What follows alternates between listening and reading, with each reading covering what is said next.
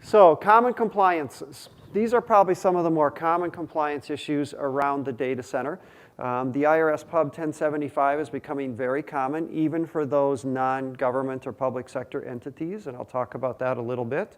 PCI is around the credit card industry, so anybody that takes transactions, which is virtually any business today. There's a huge number of businesses and organizations that happen to use PCI.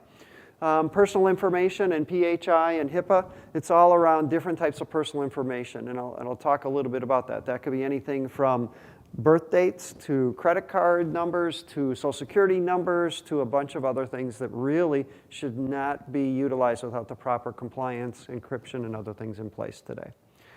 CJIS relates to criminal justice information, which is typically people think of the state police or the sheriff or your local police for criminal justice, but it's actually become more than that with today's techniques around background searches and other things.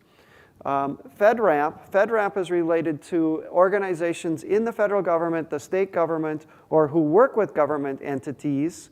Okay, so it could be military, working with the military injunction, that have anything that is within a cloud environment. Okay, and there are not a lot of cloud vendors that are actually FedRAMP certified today. So there are ways that you can actually build a private cloud environment and get around that cloud environment within the data center and still meet FedRAMP requirements, as an example.